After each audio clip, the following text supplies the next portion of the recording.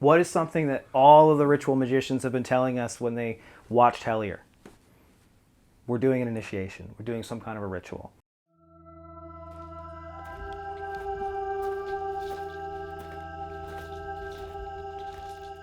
I tried to find one of the best books about initiations that I could find, something that was modern. What I landed on was The Archetype of Initiation: Sacred Space, Ritual Process, and Personal Transformation. These are all lectures and essays by Robert Moore. So one of the things that you have to lay out is this is not a paranormal book whatsoever, but reading this book has given me so many thoughts and ideas about paranormal phenomena. He has a lot of really interesting things to say about synchronicity. I wasn't looking at synchronicity when I got this book. The guy that wrote this book is a Jungian psychologist. So Jung is the guy who coined the term synchronicity. So synchronicity is something that popped up after he started looking at the idea. This guy says, in terms of a ritual initiation, synchronicity is a sign of being in the process of an initiation. Not necessarily anything other than a byproduct of being in the middle of an initiatory experience. That is what synchronicity is. Wow. That's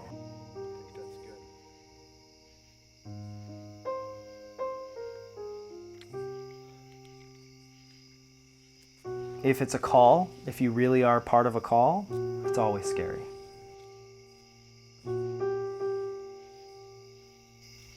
The call is always scary. If it's not scary, it's not really a call.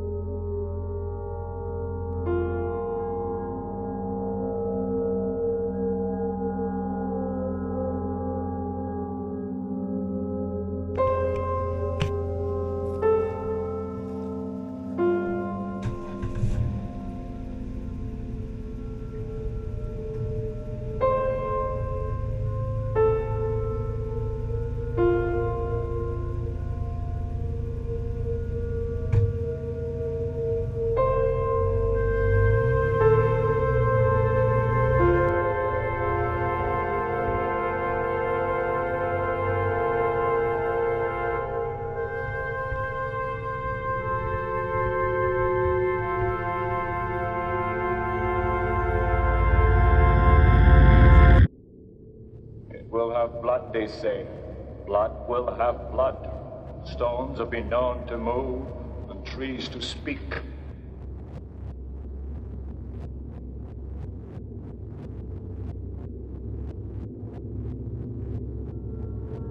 What the fuck is going on out here? Oh, man. That's fucking lovely. Dude, that feels like a fucking sign, man. Boy. That is fucking weird. It's so crazy too, because we did not take Strawberry Road earlier. We came scouting yesterday. No. I don't even know why it used Strawberry Road. Yeah, we never went this way at all. Woo! Got my heart pumping a little bit. That tree's got me now.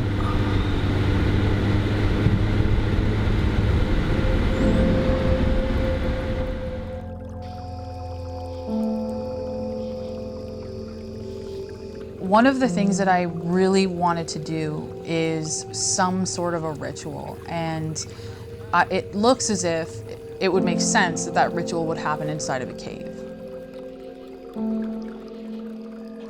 So the ritual itself is 16 steps. Each one of these steps is a way to kind of let the phenomena know that we're there to communicate and to learn as much as we possibly can from it. The second step is no iron, so no iron jewelry. I know that that can be difficult with camera equipment, but as long as we're not wearing any iron, that would be really good. And iron is basically a repellent of the Fae, so it's something that we should kind of eliminate as much as possible because they just won't come around if there's iron.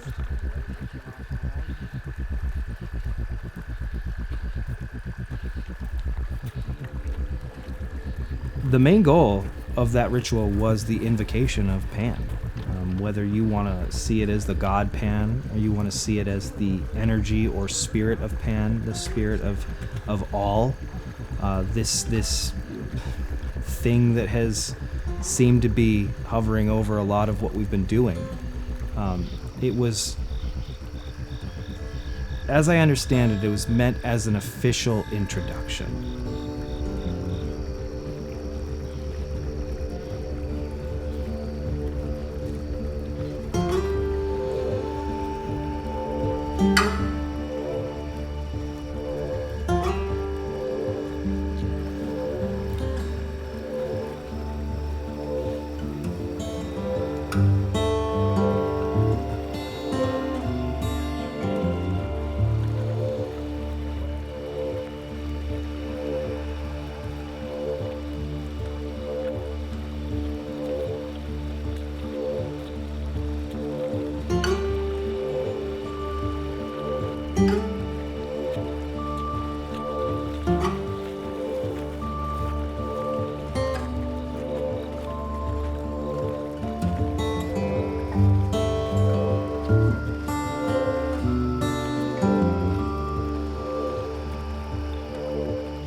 Step 3 is when we are approaching the cave, we have to clap our hands as much as possible. And it sounds kind of silly. I realize it sounds kind of silly, but Pan doesn't like to be snuck up on.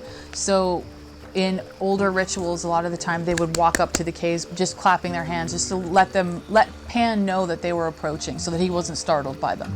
So which I think is just fun, and I think it's kind of a cool way to bring in like some of the older traditions.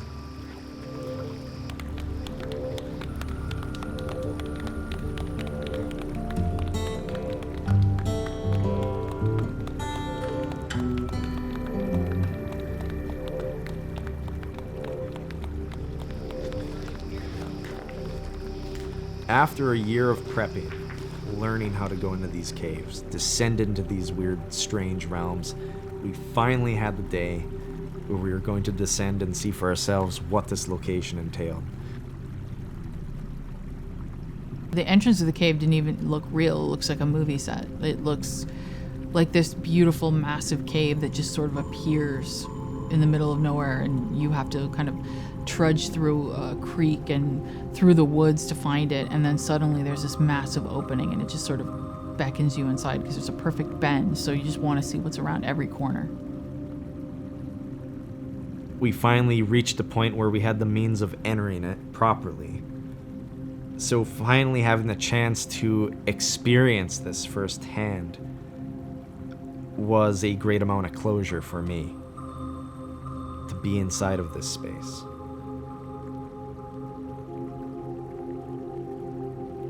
I felt a buildup of everything we had been working toward. I, in particular, was excited for anything. I was ready to see anything. I was ready to experience anything. And after hearing all these stories, whether that be these strange underground cultists or these creatures, I think I was prepared to see anything. I wanted to see something, even though I think that would have provoked fear in the greater group. I think I wanted something overt to happen. I was almost expecting it.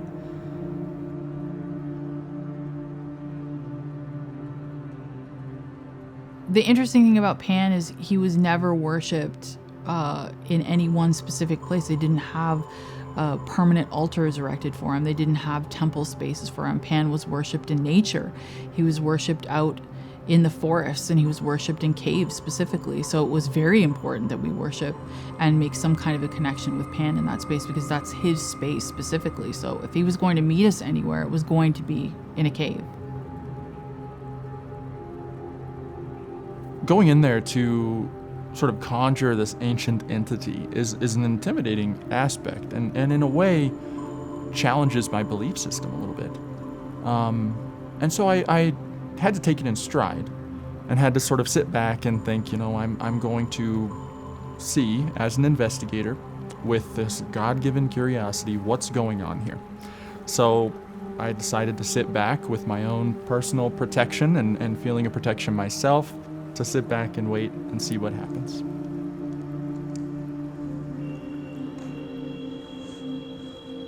The next step is to cast a circle. So traditionally in magic, one of the things that many magic practitioners will do is something called a circle casting. And it's the idea that you're creating an energetic circle around your space. So basically, these white candles, we're gonna use them as our outline so that we don't accidentally cross it. And you really just do it through visualization and through a lot of physically drawing a circle around the space. And the reason that you would do that is if you want to envision it like a 3D bubble that goes above us and below the ground, and it's basically an energy circle to contain energy. So when you're doing spell work or any kind of ritual work, the idea is you're raising energy. You're putting intention out into the universe, into the atmosphere around you. And if you don't have a circle, a lot of the time what can happen is that energy will just easily dissipate. So you're raising it and it's literally just dissipating, and you're not able to kind of contain it and put intention into it. So the first thing we'll do is we will cast a circle, an energy circle. Now that we have our 4 quarters and our directions, we're just gonna use the rest of the candles just to create an outline for us. And again, that's just so that no one accidentally steps outside of the circle. This is exhausting. This is not a normal environment to do something like this. So it's like you lose your energy so fast. So the other thought behind the circle is, on top of the fact that you're creating a safe space where you can raise and put your intention out, it's also a protective space, because when you practice magic, there are certain types of energies and different types of spirits that might be, what's going on over there? They'd be curious about it, so they can be drawn to that space. So the idea again is this circle is protective, not only for you, but for them. It just keeps your space as contained as possible while you're practicing magic, because in a lot of cases, in the moment of practicing magic, you could be very vulnerable because you're meditating or you're focusing on one thing specifically, and you're not always aware of what's happening around you. So again, we're going to create that circular sacred space. So now that we have our circle outline, once we light them, you can visualize them like a perimeter, basically. The fourth step is we're going to dedicate the cave for that time period of night to Pan. We're going to create an altar space for Pan. This whole rock's going to be the altar space. So I just want to know which direction to put our 4 quarters. And for that, we're going to need a handful of different things, and I have all of them: oak, grains, seashells, wine, honey, grapes, obsidian, carnelian, cakes, those types of things. And they're all going to go on some sort of an altar space that'll be in the center of the ritual space.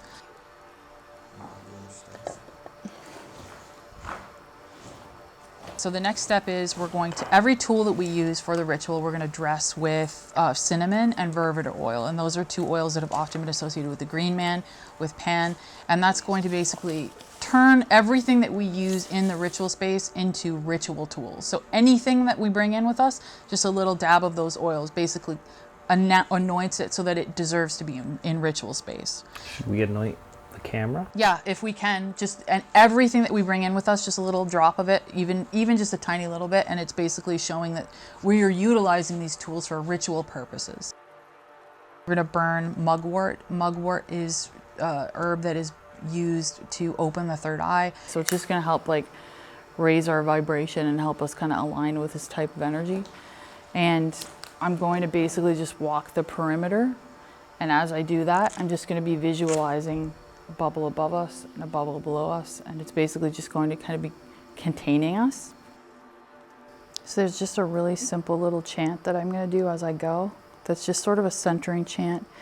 It's just meant to kind of draw in the elements and to attune us with the elements. Earth is my body. Air is my breath. Fire is my spirit. Water is my blood. Earth is my body. Air is my breath.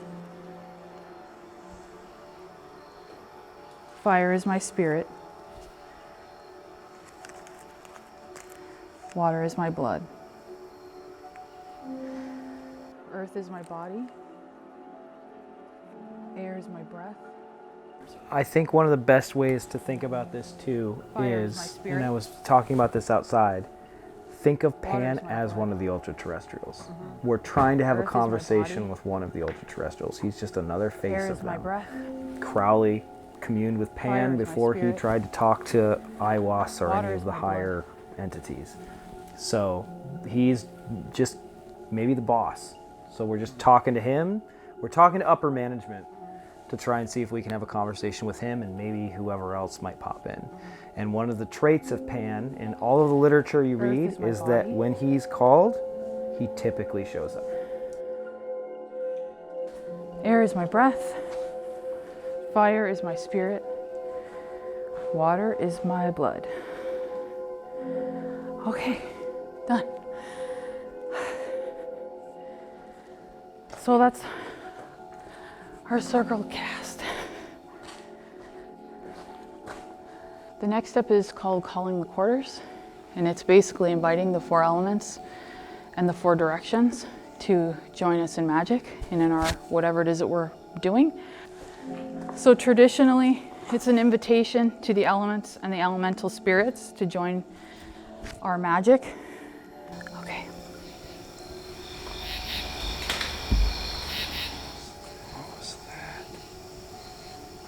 What was that? Karl, I was hearing rumbling earlier while you were doing that. Okay. What is going on?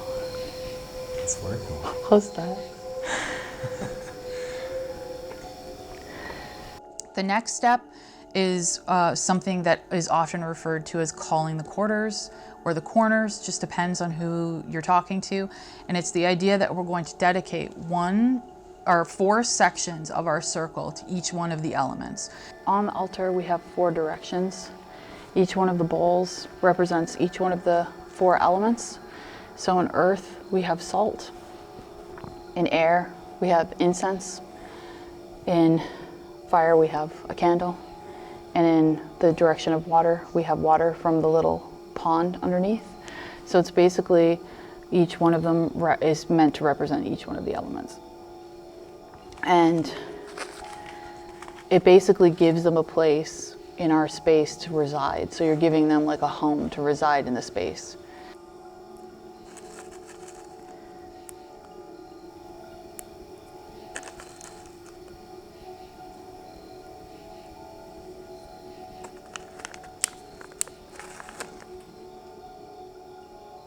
There's a set chant that basically I'll do at that point to invite those specific elements to our circle.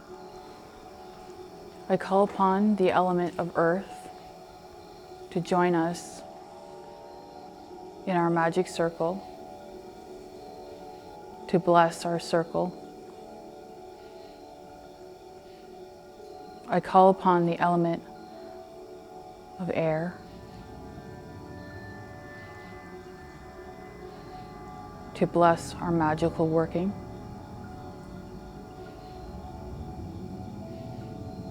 I call upon the element of fire to ignite our magic.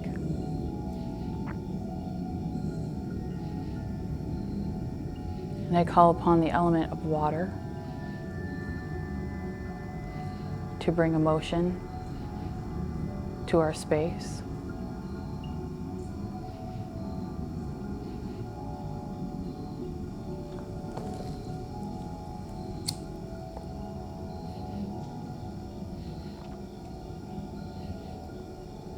Okay. So the 11th step will be a welcoming to Pan to join us, or an invocation. And we can all do it together. I can do it. It's completely up to everybody and how we feel in the moment.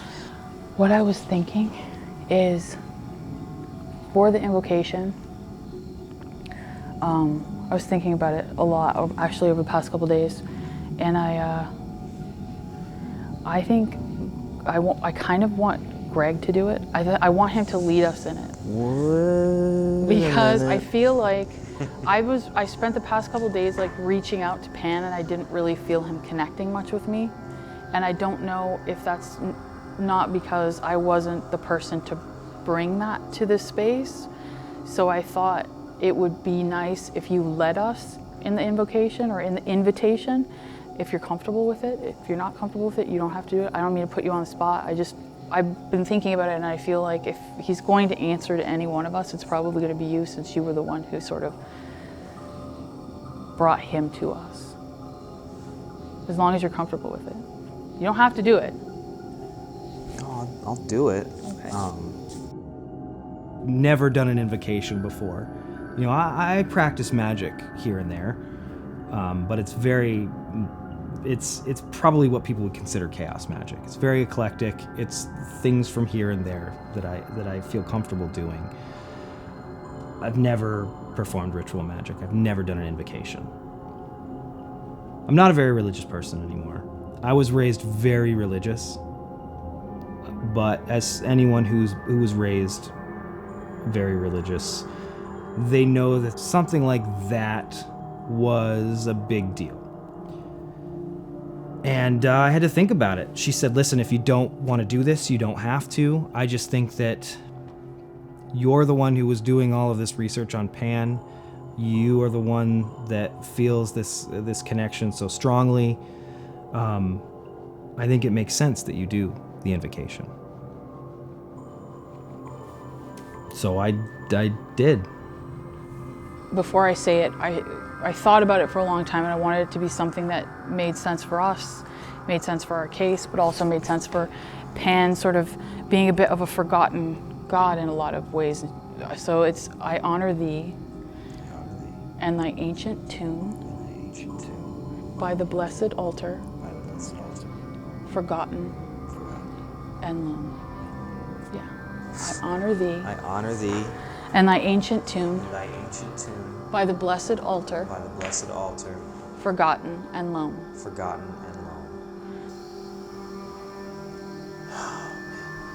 Hold on.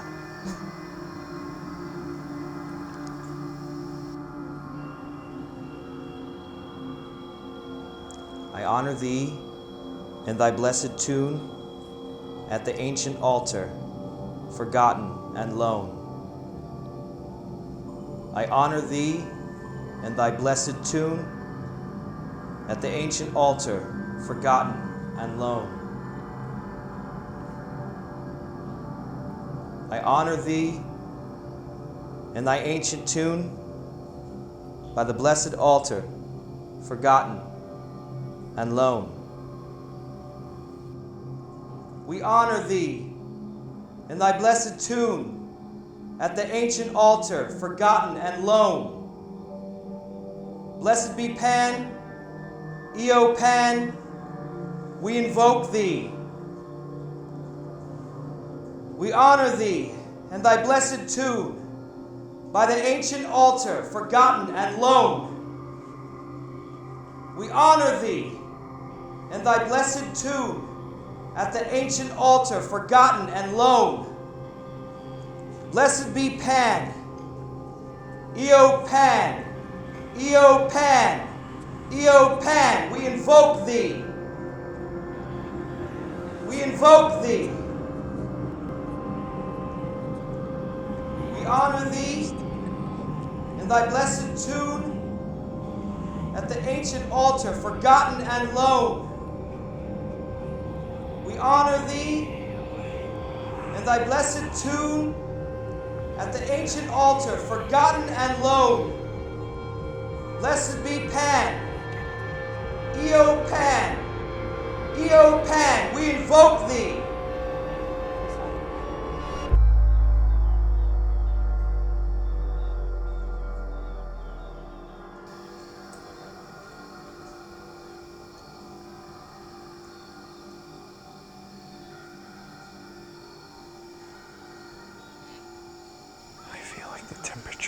I just felt like a weird, intense energy just creep in real fast. I wasn't expecting it at all. It just went whew. I feel really chilled. That direction. Yeah. Is that where the cold air came from? Yeah, I don't know. I feel really cold. A lot colder than it's been. It was like,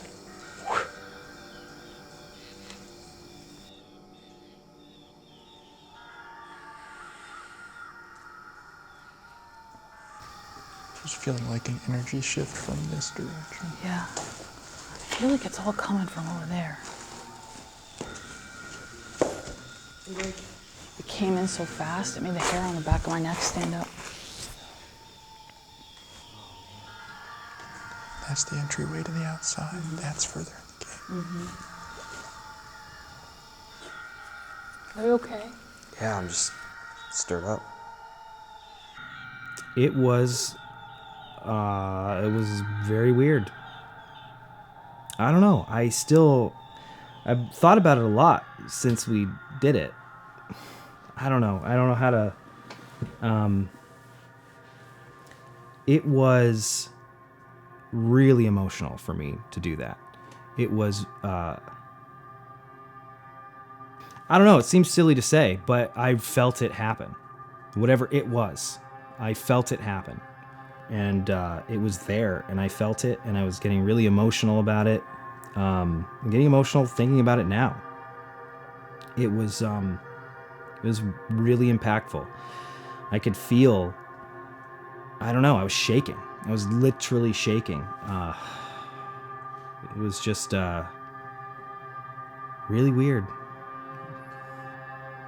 There was a strange effect that began to occur inside of that cave, and it was experienced by me and Connor, and I believe Karl, all of us collectively inside of this bubble. The temperature started to greatly decrease. I started to get chills as this invocation started kicking in, and it felt like something was passing through. Do you think we should play the tones now? Yes, oh, that's what we should do, yes. Do that first? Yeah. Oh my God, I can't believe we're about to do this.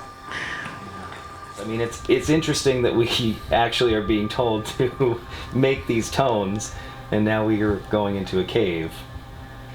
And here's an entire academic breakdown of why those noises are important. So basically, what this paper by Nectarios Peter Youtsos is saying is that we need to go into these caves and we need to clap, we need to make noise, we need to drink, we need to actually make this cave into a giant instrument for the ritual. That's exactly how these people used to use it. So we need to play the tones, probably as panpipes, and see what happens. We think what you heard was a C, an A, and an F. Bing, bing, bing. Bing, bing, bing. I enjoy this. Again, Bing, bing, bing. Yeah, I knew this like that. you got a handle on it. Play those sounds. When I saw Dana in person next, I sat down with her with a little piano on a computer and gave her my idea. I thought it was maybe C, A, F. No, it was the first one, it wasn't the second. And so I was playing those notes, played different versions of them up and down the keys until she found ones that matched what she heard over the box. Yeah, that sounds like it. Sounds like it.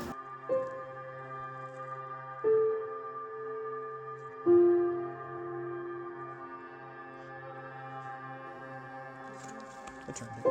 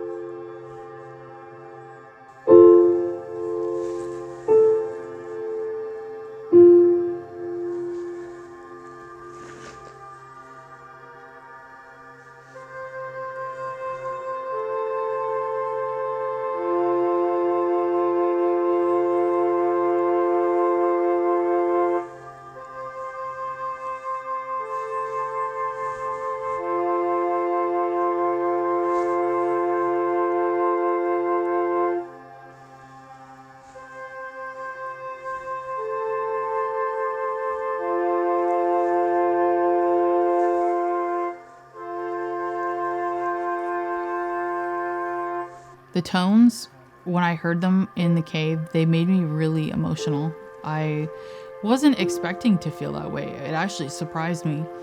And it felt almost sad, but in the moment I realized that it felt familiar to me, as if the tones, the energy of the tones felt like this entire experience has felt. It's sort of beautiful and very frustrating and embodies a lot of different complexities. The tones were weird. They made me sick. The tones made me feel sick, and I don't think I was the only one that felt that way. They were strange and grating, almost. I hated the tones. They made me so anxious, so much anxiety. Like I wanted to crawl out of my skin. I don't know why. It just, all I wanted was for them to be off, for it to be over. Kind of dizzy. I know, I was just gonna say, I feel really, I feel like I'm vibrating. I feel kind of wobbly. Me too. Yeah, like I feel a little nauseous. A little sick to my stomach. Yeah. Made me feel maybe a little bit nauseous, a little bit uneasy, and a lot of people were just saying that they wanted the tones to be turned off. So after it ran through the cycle for about half an hour, we let the tones kind of fade away. Ooh, it makes me feel nauseous. I don't want to squash this.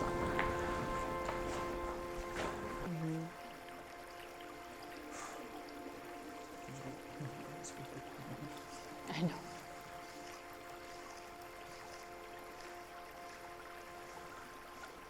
So once we've finished with that, I have a section here that's basically breaking bread. So we're going to drink wine, we're going to eat, we're going to break bread with Pan, basically, and make merry with Pan, because he loves that kind of stuff. So in that moment, it's a really wonderful way too, because one of the ways to kind of begin to wind down your magic is to actually eat food, because eating food is incredibly grounding. So ingesting food, ingesting wine, it will ground you, will begin to ground you back down into the waking reality. And it's a really nice way to do that. And it's also another huge sign of respect, and it's just a lovely way to kind of commune with those types of energies. After the invocation, we played the tones, and we tried to engage with whatever was there as much as we could. And I remember getting really frustrated and feeling almost really pissed off, because I remember thinking, like, we're doing all the things we're supposed to be doing. How come nothing's really happening? Why isn't anything happening? I'm just frustrated. Why? I don't know. Why? Just the general feeling of frustration. And the longer we were in that space, the more I wanted to crawl out of my skin. I don't know. There's just something that feels off. I get the frustration that's being felt. I just feel like maybe something's off. I wanted to crawl out of my skin, and I had this realization in my own mind. When we talk about initiation, when we talk about getting through things and pushing through and sticking to the path, I had this thought that maybe that frustration was a part of this. Is this part of it? Like, is this what we have to do before we leave? Is like find some way to turn this around? Like, how do we get in a better headspace? Getting through that. Oh, we got to get through it. Get through this feeling. Yeah. Get Because through if we this don't feeling. get through it, we're going to just be frustrated Yeah. always. Then you get stuck. Yeah. I don't want to get stuck No. like this. No. Bingo. We have a choice. And we're all here. That's amazing, isn't it? We've gone this far. Look at this place. Let's actually celebrate something. This is still important. Celebrate activity. Let's celebrate activity. Let's get out of this headspace and be happy. This is an amazing thing. Connor? Good wine. So, I mean, we gotta laugh. Let's go deeper in the cave. Yeah. You're right, Tyler. We have the choice. I feel fine. So after we do that, I will thank and farewell the quarters. So we'll release the 4 quarters that we've invited to the circle. Let's say thank you to all of the creatures, all of the living creatures, the toads and the spiders and everything else that was here with us. Say thank you to the spirits who are here with us, the watchtowers who are here with us, the elements that were here with us, the archetypes that were here with us, the energies that were here with us, and the gods that were here with us, and say thank you and farewell, and merry meet, and merry part, and merry meet again. And then we'll ground the circle. So we basically will visualize the circle kind of dissipating and going back down into the earth. And then at the very end, when we're done with everything, I think we can take a lot of the things that we're going to bring with us that we've used in that ritual space and create what would essentially be like a permanent altar for Pan in that cave and just let it be there. Obviously it won't be upkept, but that's fine because I think it's the intention that we're saying this space was dedicated to you for a night and we're going to leave this here as a memory of that dedication. So if you ever want to come back again, that energy will still be there. He talks about how successful transitions require ego death and rebirth. And he literally basically says, he lays out that heroism is bullshit and those things don't lead to actual rebirth. Optimal frustration is what you need for a good liminal experience, for a good ritual. Optimal frustration. correct, Newkirk? Optimal frustration. It's constant start and stop, constant dead end. I think now I realize that this stuff is leading to something bigger and bigger than all of us, and it's something worth doing, but at the time, it sometimes really didn't feel like it. Liminal states have what he calls communitas. It's a social experience that we only get in liminal states. I feel like our experience with Hellier, a lot of us didn't really know each other very well. But going through that experience and going through what we're doing now, I think we have that sense of communitas. He gives the New York blackouts as an example of that, where everything goes out, everybody's sharing that experience, and they all kind of go, we're in this together. It's an experience that nobody else will be able to experience along with us. It's something that bonds a group together. We're literally going through that type of thing right now. That's fascinating to me. We're hitting all of the steps of a ritual initiation. I slowly get the picture that sometimes paranormal experiences are forced initiatory experiences. When things start happening around people that are in a chronic liminal state, they experience poltergeist, they experience all kinds of weird stuff. It's trying to force an initiatory experience, and maybe that's part of Hellier. Maybe there's some sort of a forced initiation that's happening. For what purpose? For what illumination? I don't really know. I am now more sure than I was ever before that we are doing some sort of an initiation. Who our steward is, that's the interesting part. Don't know.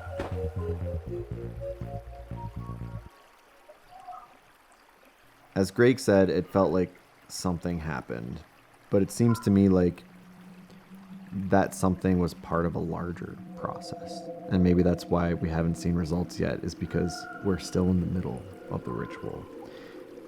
It might be bigger than us, bigger than just that cave that night. It might be this project itself. The results of the ritual might not even happen to us. I keep thinking about this idea that they might happen to the audience at home in watching this as part of the ritual. And the implications to that idea of being part of a bigger ritual were only furthered when we went to Detroit to hear from Connor about a breakthrough that he made.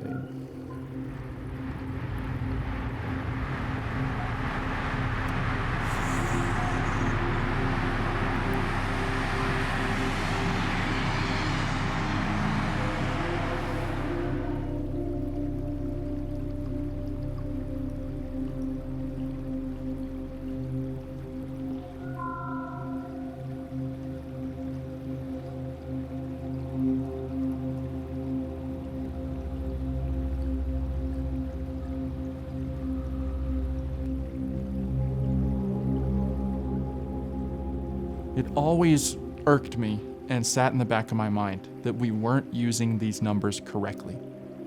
And so, in order to try to find the answer to the numbers that Terry was telling us to use, I decided to play with them in different contexts. And my girlfriend stepped in, and we started to play with the numbers mathematically one night. And as we're doing that, we start to notice a pattern over and over again, with different applications mathematically to this series of numbers. I didn't know what this pattern meant, and I didn't have context for it. So, for context, I reached out for some help from an old friend. I understand it's a strange car ride to come up here from Cincinnati to Detroit to meet with Mr. John Tenney. And that is because we have some information that we think is very relevant and pertinent to the case. We think that we have cracked the numbers. I thought we had gotten the symbolic message from the numbers, which was maybe there was something symbolic about Brown Mountain. Here's this balloon that says you're going in the right direction. Maybe do the abduction experiment again. That's where I was with them. I was fine. I was happy with that. I've learned to be happy with that. So to find out that there was another meaning to the numbers was a shock. Yeah, it was a shock, and it's a whole other can of worms. So I mean, you're fairly convinced at this point that they're not GPS coordinates. They're not GPS coordinates. They're not coordinates, no. I don't think so. It is very odd that they're that close to Brown Mountain coordinate-wise. Right. That's potentially a very major synchronicity. Yeah. If they're not coordinates, then that's bizarre. Yeah. In itself, right? I mean, it's the only reason we thought they were coordinates, Right. is because it just seemed the obvious solution. Let's look at that second contact. The ink and black are isolated still and third order MIA. Just that sentence alone appears very directly, as Karl figured out, to be a reference to Indrid Cold still being here on Earth. But what does that also tell us? It tells us that he was still in contact with Indrid Cold in 2012. Right. Which is not that long ago. We know that he met him way back when. Yeah. but he's still here, he says. Of course, we've learned that potentially Indrid Cold might have had something happen. That all said, let's look at that next sentence. Something that we always thought, and potentially still is, but we always have thought of it as like a metaphor. Bear in mind, for every door closed, a window must be opened. The door is closed, the window is open. When you plug that sentence in to the cipher, the secret cipher of the Euphonauts that he uses in the previous sentence, that adds up to the value of 1025. That's a whole sentence. That's a whole sentence. Okay. So you plug that entire bizarre sort of sentence there. Once you get that high in the cipher, there's only a few sentences that it actually lines up with in the Book of the Law. And the sentence that it lines up with is, the man and the name of thy house is 418, the end of the hiding. So, that may be a sort of hidden cipher value that was sitting right in there all along. But the point is we have to sort of realize, oh wait, maybe there's something else there, maybe there's something more interesting. And what was the Book of the Law sentence again? The man and the name of thy house is 418, the end of the hiding. Feels like an address. Yeah. Yeah, for sure. In addition, I am 49 place. 418, 1 plus 8 is 9. There's another one there too. So I don't know what to do with that, but I'm just pointing out that that's an interesting thing to note. That's worth noting. Now here comes the big bomb at the end. Use the numbers. Okay? That sentence has haunted all of us for years now. When I got all of this a week and a half ago, like I said, I tried to look at it with fresh eyes. So how could, if I just gave you a number and you didn't know anything about the Kabbalah, ritual magic, like you're a ghost hunter, I'm going to give you something simple. And when I looked at it simply, thinking that way, that's when it all seemed to come together. So let's look at the numbers themselves. The numbers are 3, 6, 0, 0, 2, 5, 0, 5, 8, 1, 9, 0, 6, 8, 4, 0. Okay, it's a long set. We notice immediately that there's a lot of zeros, but if we don't think that they're coordinates and we don't think that it's anything else that's very simple, the next thing to do is to apply math. And do the simplest, easy number math that you can for a 30-year-old ghost hunter to figure out. Do a magic square. Just lay them out in a magic square and then start adding and subtracting. So all of this stuff is very similar to numerology, where you're essentially converting letters to numbers and then adding them up until you have a single digit between 1 and 9. 3, 6, 0, 0, 3 plus 6 equals 9, so there's a 9. 2 plus 5 plus 0 plus 5 is 12. 1 plus 2 is 3.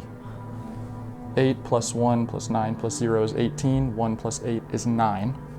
6 plus 8 plus 4 plus 0. 1 plus 8 is 9. So that's that value there. Let's take the second value and then let's add all of these up. 9, 18, 27, 30. So the single digit here would be 3 plus 0 equals 3. You do the same thing going down, and you end up with the values 19, 20, 13, 5. 10 plus 2 is 12, plus 4 is 16, plus 5 is 21.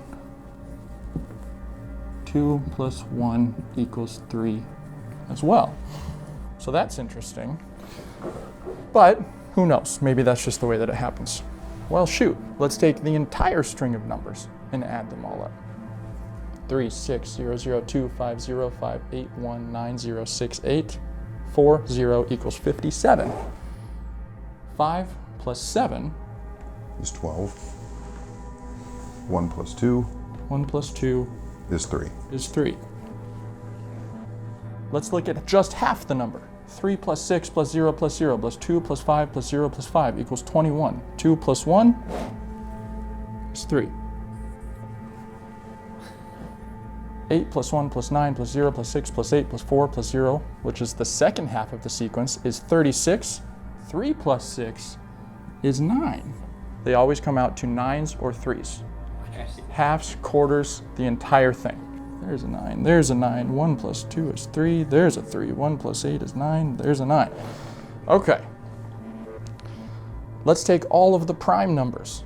And as Tenny added up all the primes of each of these individual, they add up to 193. Also interesting, there's another 93.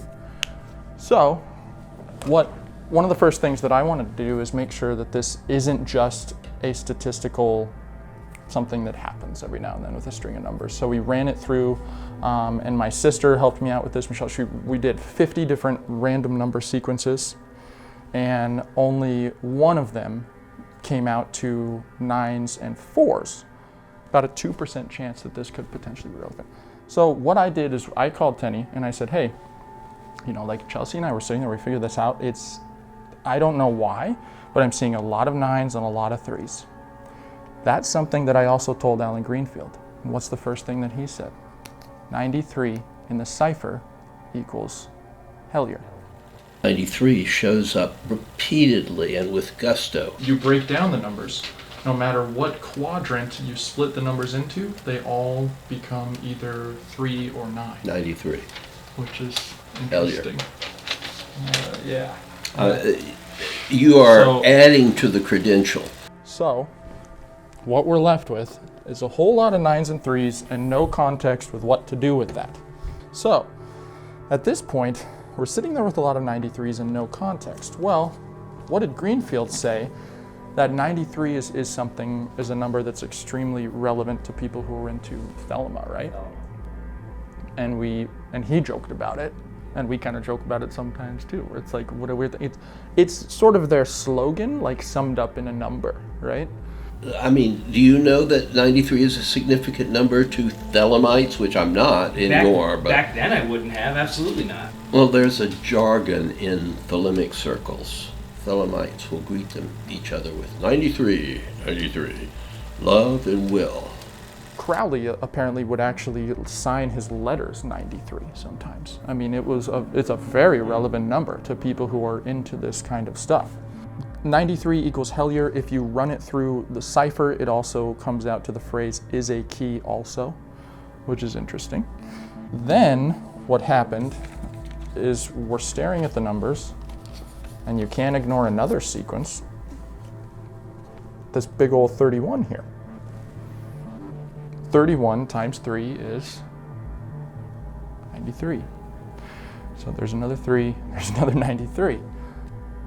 31 times 3 is 93 is also something that people who are into Thelema really sort of take in, because 31 is a reference to Liber 31, which was written by Aleister Crowley's apprentice to like Frater Akkad, and it's a whole other jumbled mess of these writings, right?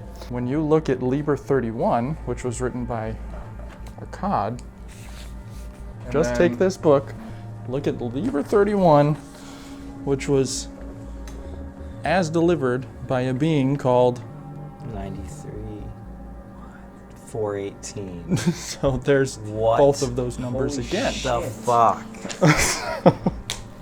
The man and the name of thy house is 418. Weird. What are the odds of that? Exactly. Both of them. It's intentional. Yeah. Like it has to be intentional, Certainly right? feels intentional. And this is something, again, about looking at something simple. Break away and just say, okay, we've got these numbers, what do we do with them?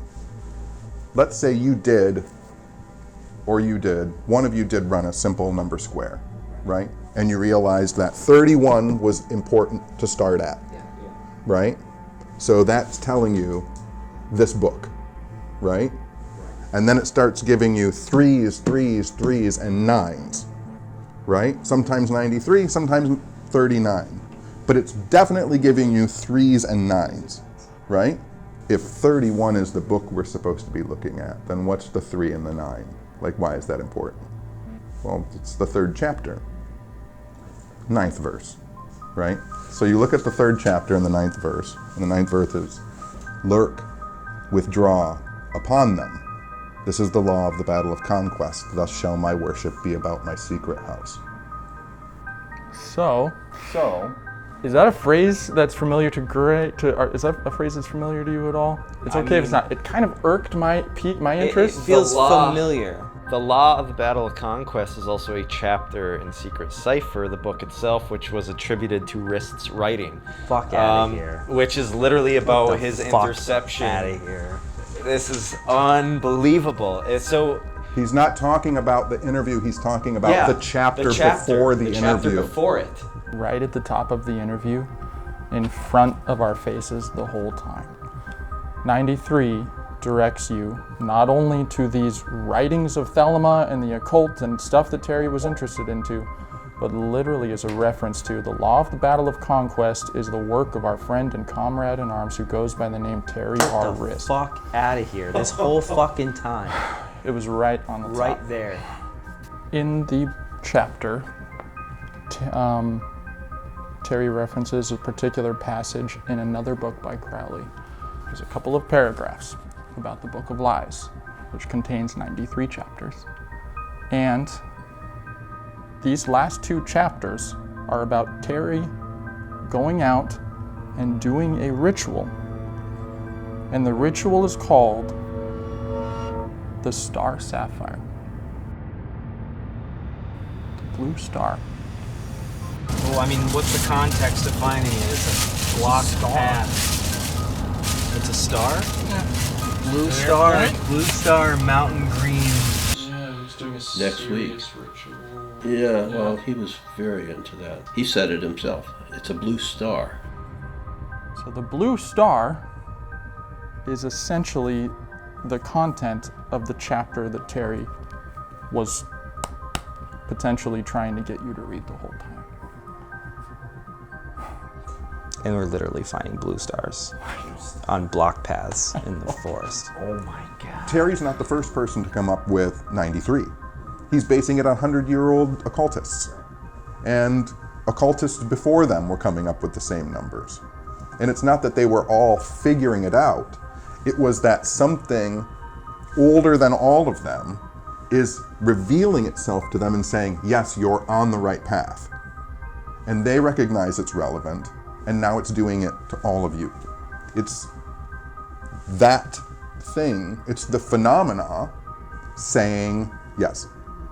So even though it seems like the numbers are cracked, what I think is vitally important to note is that at the end of the day, I went to that area of Brown Mountain, or the outskirts of it, believing those were coordinate points. And something still happened. So what does that mean, thinking that the phenomena is taking notice?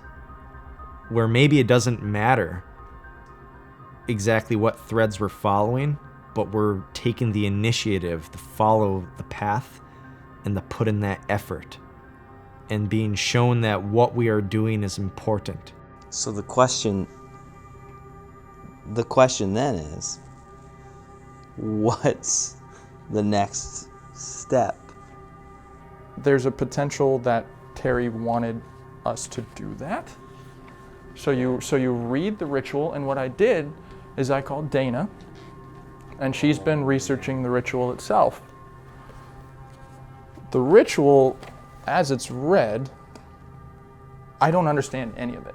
I don't understand this. I'm not sure if you. It's something that's pretty bizarre and in depth. I don't have a very strong background in ceremonial magic, and I don't practice Thelema, and I don't really know a lot about it. And so it's a bit scary when you have this very distinct ritual sitting in front of you that it looks as if you're supposed to be doing, and you have the understanding at least to know that it would take months, if not years, to work up to even being able to attempt a ritual like that.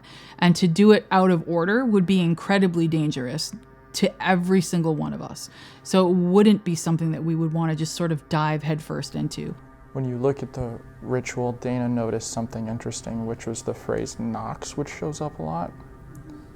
What did is you it? find? Nox. N-O-X. So from, again, this isn't my wheelhouse. It's not the kind of magic that I practice, so I don't understand a lot of it. But from the very basic amount of research that I did, Nox, or N-O-X, is usually referred to as the Night of Pan. Fuck outta here. What? It's a mystical state that is meant to represent ego death.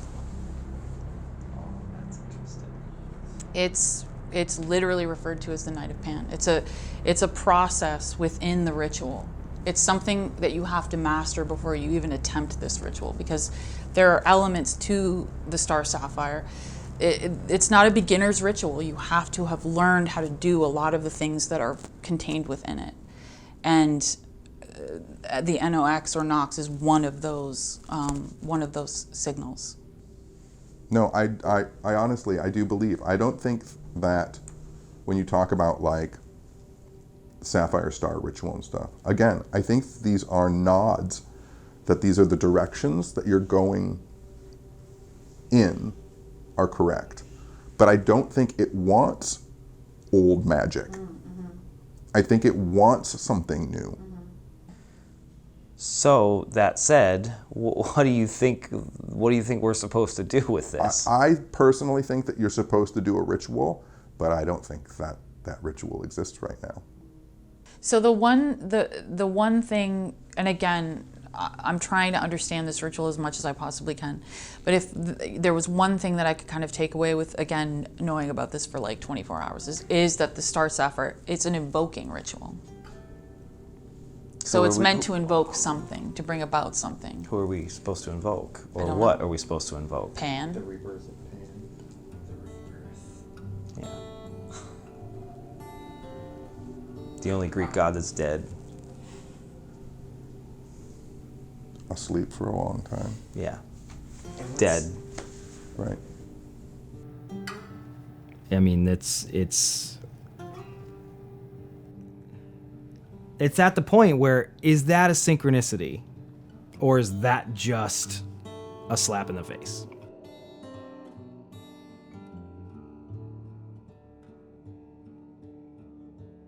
It's beyond hinting at this point. It's obvious. It's an absolute fact that this is connected. I don't know, there's no way to even deny it. We can try and deny it at this point, but to do that would just be stupid. We would just be being ignorant on purpose. All of these things, everything that we've been doing now for 2 years is on purpose. Even the dead ends are all on purpose. It's all being guided.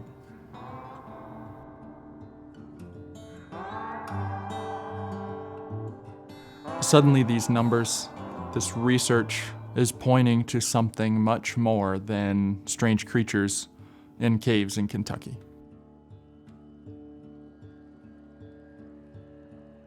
If Hellier was a symptom,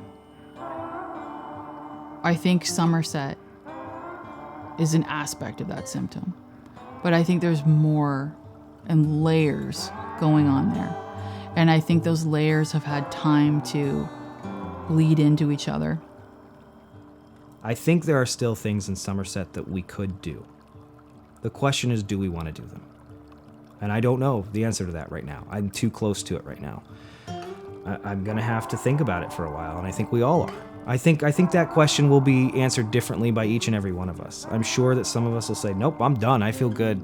I'm done with Somerset. I don't know if I can answer that one yet. I know that whatever's happening in Somerset is not going to stop happening anytime soon. And it's probably just going to continue growing, and the stories will continue to spread, and people will continue to have experiences. And hopefully that little piece of our ego death that happened in that cave and working with Pan was enough to create some ripple of healing in that space. I don't think we're done in any of the places we've gone.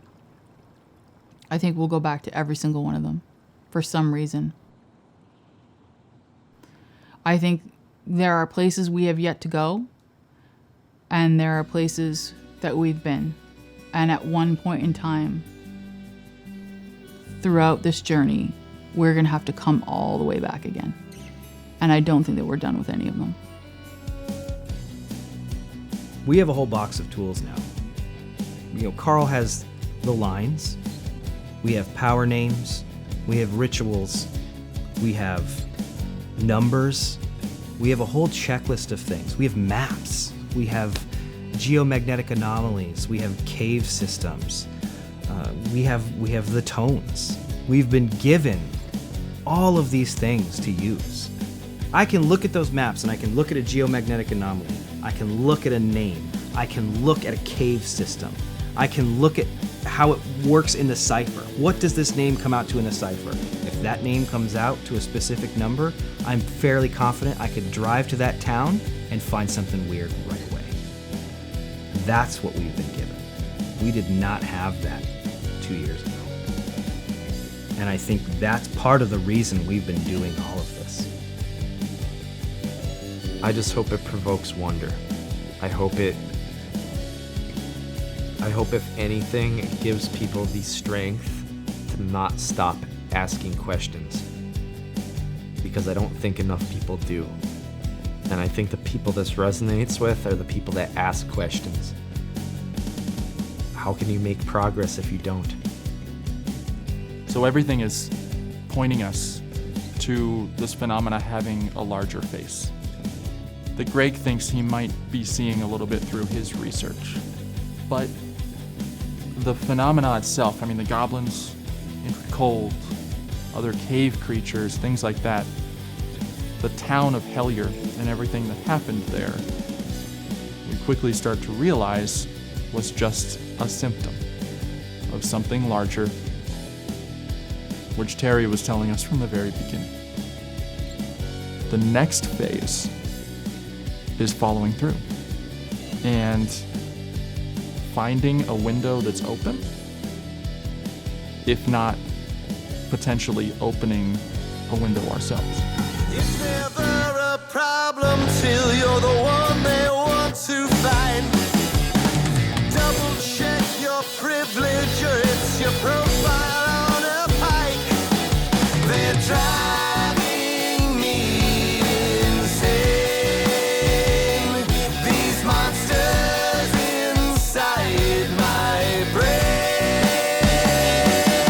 So scream your lungs out and look for a way out from a mouth stopping for something to hate. Be careful what you say. Be careful not to wake the outrage of a beast with a million heads. Yeah, these American monsters will eat you whole. Take your life from your control. And won't be satisfied until the trolls are fed. Yeah, you better watch what you say.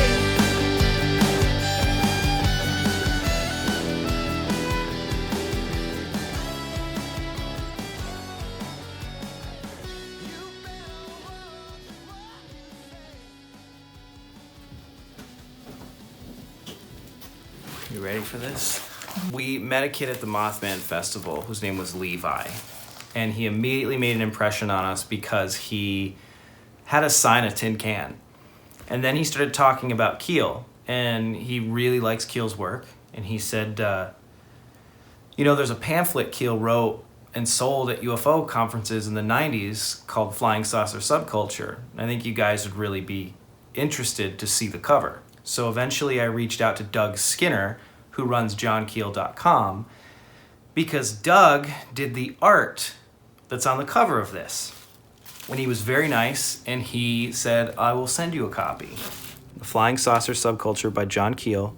And the cover depicts a party with all these different famous aliens. There's a guy doing hypnosis. There's a Venusian. There's a Darrow. But what's crazy is, what's that and what is he holding? It's a goblin holding a tin can. That is a Kentucky goblin holding not just a tin can, one of the tin can robots that Keel wrote about, one of the tin can chimeras. This came out in 1994. But of all the people, of all the entities to be holding a tin can, It happened to be the goblin. it had to be a Kentucky goblin. That's insane. Is that even a synchronicity? I don't even know what that is. What is it? What do you call that?